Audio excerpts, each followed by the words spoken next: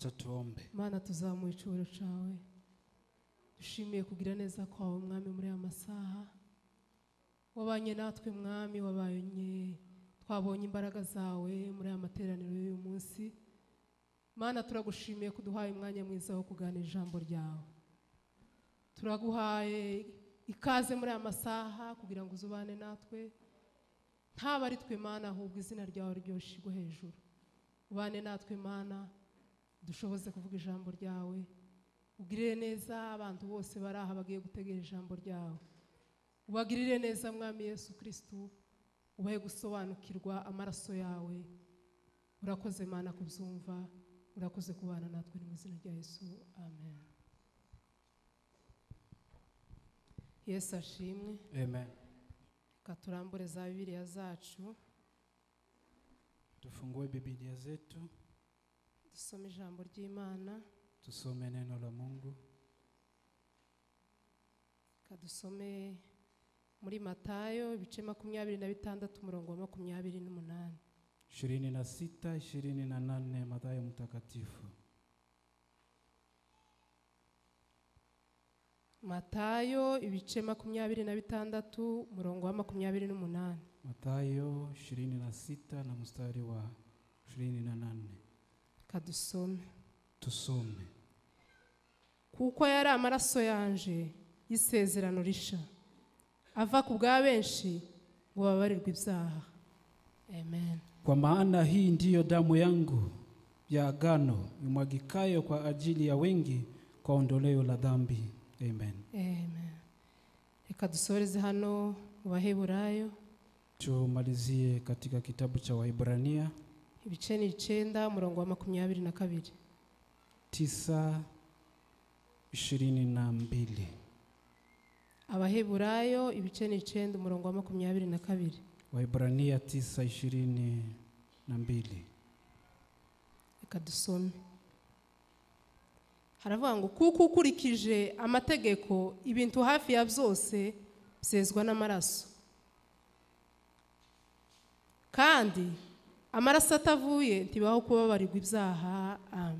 Na katika Torati karibu ya vitu vyote husafishwa kwa damu,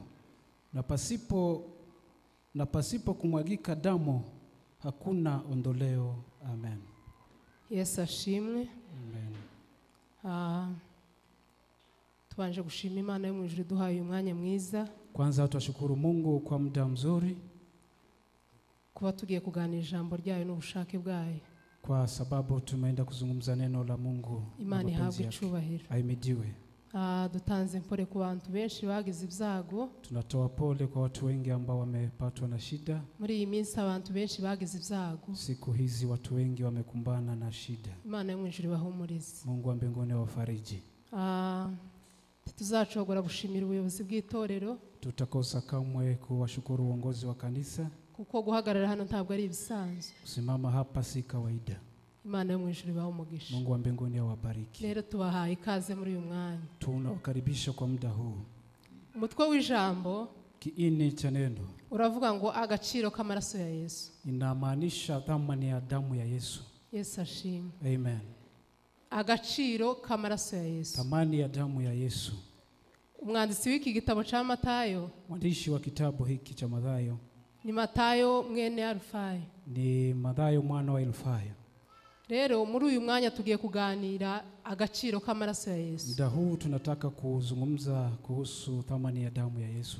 Amaraso ya Yesu Kristo afite agaciro kanini. Damu ya Yesu ina thamani kubwa.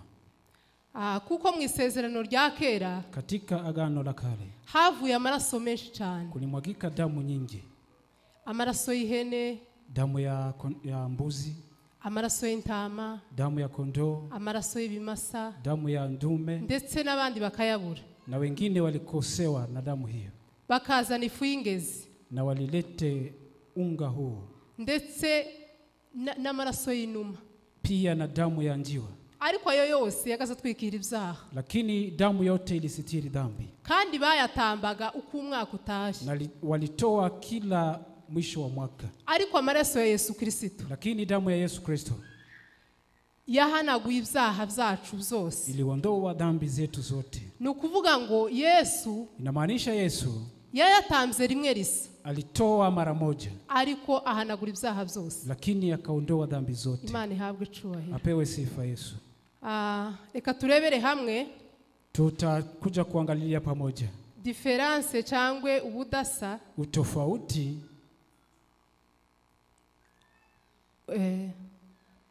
buri hagati itandukaniro. Utofauti kati itandukaniro riri hagati y'intege nke z'amaraso y'ibitambo byo mu isezerano rya kera. Utofauti wa upungufu wa dhabihu za agano la kale. N'imbaraga z'amaraso y'igitambo cyo mu isezerano risha. Na nguvu ya dhabihu ya dhabihu ya agano jipya.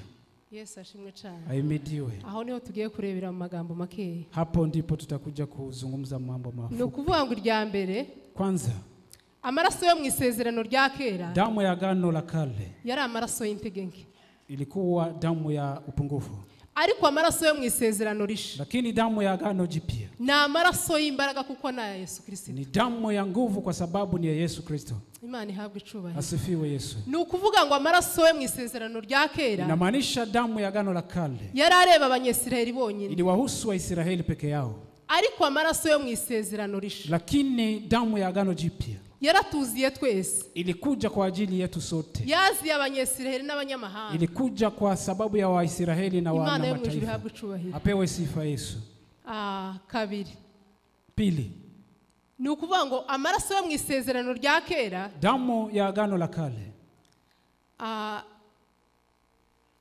rero ni rya gatatu. Twari tugeze ku rya gatatu. Jambo la tatu hilo. Amaraso yo mu isezerano rya kera, damu hiyo ya agano la kale yari indirect, ilikuwa si hapo hapo, kuko kwa sababu bahezaga umutamzi akaba ari uja kubatambira, akaba ari uyabajanira. Kuhani ndiye walipewa damu ile ile wapelekee.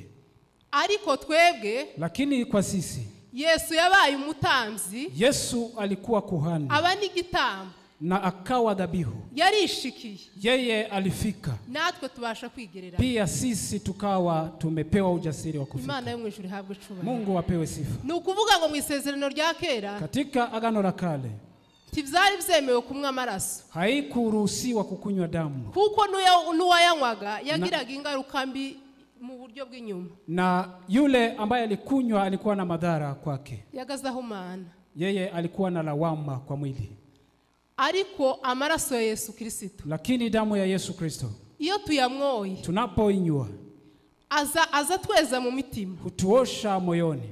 Imana ihabwe icubahiro. Apewe sifa Mungu. Ndetse n'uhumanya agahumanuka, hata yule akona dosari pia inapata kuondoka kwa sababu kuko ni ikimenyetso c'isezerano, kwa sababu ni ishara risha ryo muri Kristo Yesu, jipya ya Kristo Yesu. Imana ihabwe icubahiro cyane, kandi atanga n'ubugingo, akatoa uhai wake. Ni ukuvuga ngo bunyine twebwe twemerewe kwakira uruhimbi, n'ubundi nibwo tugiye kwakira. Sisi tumekubaliwa pia kupokea meza. Ni ukuvuga ngo iyo twegereye uruhimbi rwa Kristo, tunapokaribia meza ya Bwana, cyangwa se igaburo ryera, ama mwili mtakatifu, tuba twakiriye ibirinda umutima, basi tumepewa kinga la moyo. Tuba twakiriye ibirinda imbaraga z'agakiza, tumepewa kile ambacho kinalinda nguvu za wokovu. Tuba twakiriye ibitunga ubugingo bwacu, tumepewa kile ambacho kitafanya uzima wetu uendelee byo mu isi y'umwuka na katika ulimwengu wa kiroho, n'ibirinda umukristo, na yale ambayo yanalinda Mkristo. Imana ihabwe icubahiro. Apewe sifa Mungu. Kuko abakira igaburo ryera uko bidakwiriye, wale ambao wanachukua mwili isivyo, bagira intege nke, wana upungufu, ndetse bagasinzira, pia husinzia, abandi bakagwaragurika, wengine wanapata magonjwa tofauti. Tubisanga mu rwandiko rwa mbere rw'Abikorinto, tunayapata katika waraka wa kwanza wa Korinto 11, sura ni 11, umurongo wa 23 ukomeza na mstari wa 23 kuendelea. Imana dufashe cyane. Mungu atusaidie, kandi Imana tubabarire, na Mungu atusamehe. Ariko lakini iyo twakiriye igaburo ryera, tunapopewa meza ya Bwana uko bikwiriye, kama vile ipasavyo, tugira imbaraga, tunapewa nguvu, tugakanguka, na kupata uamsho, ndetse tukaba bazima, pia na kuwa watu wakamilifu. Imana ihabwe icubahiro. Kubera umwanya reka tuvuge amagambo 7 agaragaza agaciro k'amaraso ya Yesu. Kwa sababu ya muda wacha tuseme mambo 7 ambayo yanadhihirisha thamani ya damu ya Yesu.